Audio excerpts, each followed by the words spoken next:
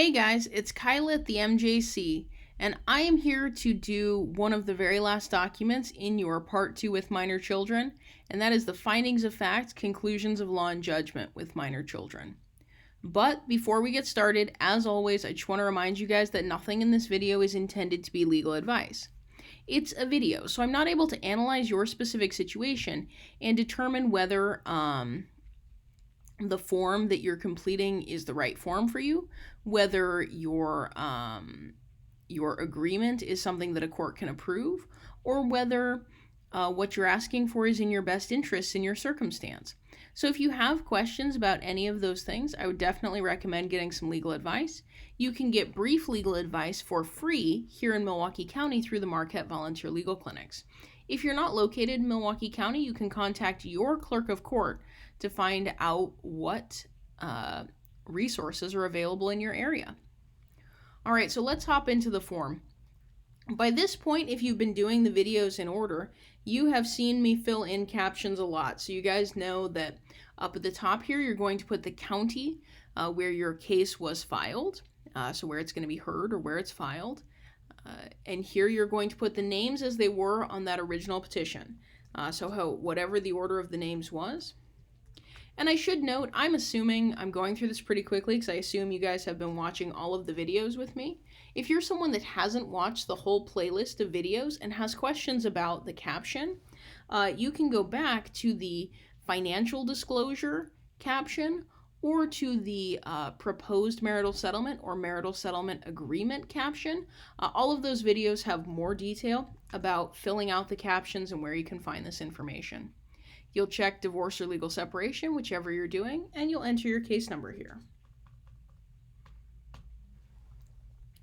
All right.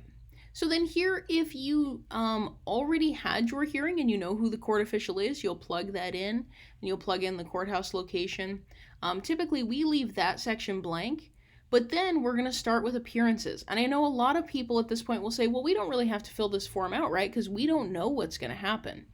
Right, but so this form is predicting the future, essentially. We are doing we're writing down basically what we are hoping the court will order, and then if there are changes, those changes can be made at the time. So we're basically, hopefully, making this go pretty quickly, because the court can just sign off on what we know is going to happen. So if you are filling this out during the coronavirus pandemic, if you know you're going to appear by phone, you'll check here. If you're appearing by Zoom, I don't know which of these they are calling Zoom, so we have been leaving at the MJC that line blank. If at the time you're watching this, we are back to more or less normal operations, then you'll want to check that you appeared in person, or again, petitioner, joint petitioner A. So for those of you who are continuing forward contested, this is the petitioner, and for those of you who are joint petitioner A. So, in any case, you'll check that you appeared in person, and then if you don't plan to have an attorney, you'll check that you are self-represented, so you are acting as your own attorney. If you do plan to have an attorney, you would check B. If you do plan to have an attorney, it might be worth checking in with that person before you fill out all this paperwork, because they may want to type up the order themselves. And then you'll do the same thing for the respondent, or B. So, so you'll put that in. Hopefully, for those of you who are joint, you're both going to appear in person. So if you remember all the way back to our first video, that is something where you'll both need to show up. One thing to note, if you are doing this separately, we tend to have you leave the other person's information blank if you're not sure. So as a general rule, I always say that for this line, at least, it's easier for the courts to write in than to white out. So if you are not sure about the other person, you can go ahead and leave them blank. If you do know, so like in John and Jane's case, where they've been either filing jointly if you've been following the joint set, or working together if you've been following the contested set, so they maybe don't agree, but they're willing to provide information, you'll do that. Down here, we usually don't fill this in because for the most part, you may not know if the child support agency is going to show up or if a GAL will be appointed or what's going to happen in that. So we leave that blank. Down here, one last time, you're going to indicate whether you're wanting to do a divorce or a legal separation. So whatever you have been putting at the top of all of your forms, you will put here. And then here, one last time, we're going to again put the petitioner or joint petitioner A. So again, for us, that is Jane. And you're going to put that person's address.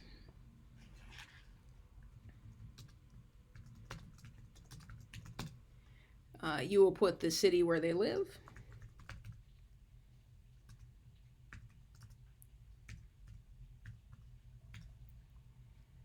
You're going to put their date of birth. And then you're going to put their gross income. And the gross income should match the financial disclosure. So you'll want to go back to your financial. I'm going to pull up. After all this is the MSA. It's not even the. You'll pull up the financial disclosure. You'll go up here. And you'll look and you'll see here. This is John's financial disclosure, which is why that number doesn't line up with Jane's. But hers, that was the one from her financial. And you'll do the same thing for the other person. And again, put an address for that person. For those of you who are filing separately, if you are not certain of the other person's address, again, you can leave it blank. As I've been advocating throughout this process, if you can get the information, you'll want to get it. So if you're saying, oh yeah, I know where they live, I would have to drive by the house and get the address, then we would recommend doing that and writing it in. But if it's a situation where you can't find them, you're having to serve them at work or something, you can go ahead and leave the street address blank and just put as much as you know. So like if you know they live in Milwaukee or that sort of thing. Or you can put in the last known address. And he was 1981. And then again, this will come from that financial disclosure statement. Here, you will go ahead and put in the information about the minor children in number 1. So here they have Sally Smith, and Sally's birthday is there, and then Susie Smith.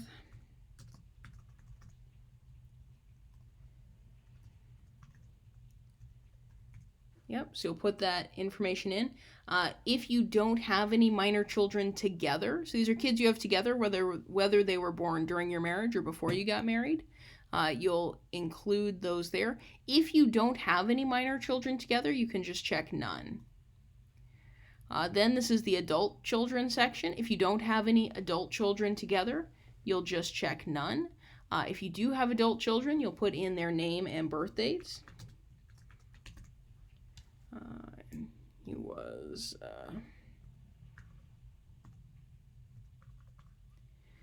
so you'll put in that information there. And I should note, if you have more than 5 minor children or more than 6 adult children, what we usually have you do is, if you're handwriting and you can fit them in, just squeeze them in at the bottom here. Otherwise, if you're not able to, we just do a little draw in, see attached, and then do a Word document attachment that lists the rest of the children. Here, it's asking if there are any other minor children that were born to a female party, so the wife, or if there's more than one wife, one of the wives in the marriage, that are one parents but not the others. So most commonly this would come up when you're married, but you have a child that is not your spouse's. And again, a child born during your marriage that is not your spouse's. If so, you're going to list child's name here. So, Derek Doe. You'll put in the birth date for that child. And then you'll indicate which party is not their parent. So in this case, if this were, this would be Jane's child, but not John's, we would say is not joint petitioner B's. If you have already a paternity case for that child, you're going to write in the paternity case that determined that the other person isn't the parent. If you don't have a case yet, then you may want to contact the child support agency to start a paternity case rolling, because that can take a little while to get done, and in most cases, If you have a child that was born during your marriage that isn't the other person's, it may require a paternity case before you can get divorced. Again, this would be a great thing for legal advice if you're in that situation, but just know if you don't already have a case establishing paternity, you might want to make sure that you don't need to get one moving. Here, you'll indicate whether either party is currently pregnant. If nobody's pregnant, you'll check A. If one of the parties is, you'll say who. You'll put in the name of the party that is pregnant. And then you'll indicate here either that the other person is found to be the father, or if the other person isn't the father, then you should get some legal advice. Because as you can see, the standardized forms presume that if you are currently pregnant, the child is the spouse's. Here, maintenance. This is just going to line up with what you did. So if there's never been maintenance ordered in the past, you'll check none. If there was maintenance ordered in the past, then you'll do as agreed in the marital settlement agreement or proposed marital settlement agreement here. And you can also fill in, if you prefer, you can check C and put in the amount. But again, we typically just put as agreed in the proposed marital settlement or the marital settlement agreement. Excuse me. But in Jane and John's case, I think there was none. Same thing with child support arrears. None, or we typically just put as agreed in the marital settlement if it's something other than none.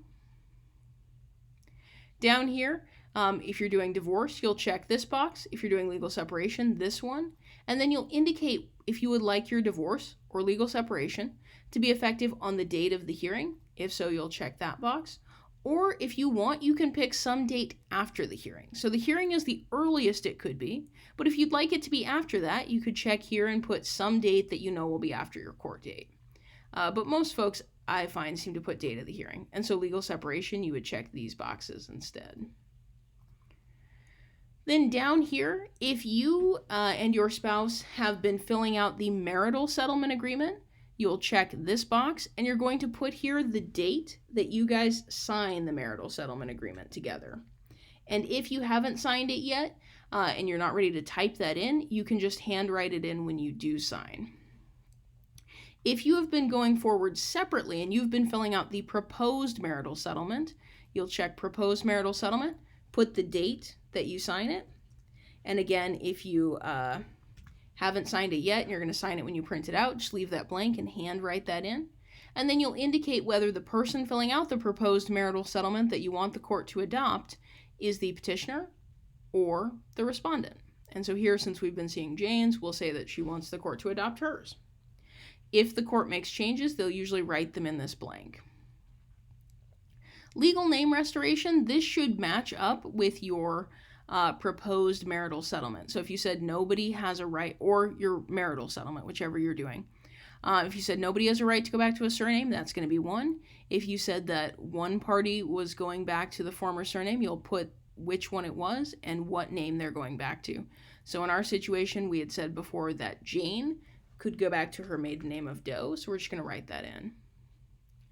Then here you'll see there is all this statutory information. You should go ahead and give it a pretty good read through to make sure you understand what it says, because everyone gets to assume since you signed it, you know what all's in here. If you have questions about this statutory language, it'd be a great thing to get some legal advice on. All right, well, that is all for this document. Thank you guys for hanging in and checking out all of these forms with me. We've got just a couple of more short ones, and then that'll be it. All right, thank you for watching. I hope you found it helpful. If you do have additional questions, you can find us in room G9 of the Milwaukee County Courthouse. At least that's where we are in non-pandemic times. So until the next time, thank you all for watching, and I hope that you go out and represent yourselves well.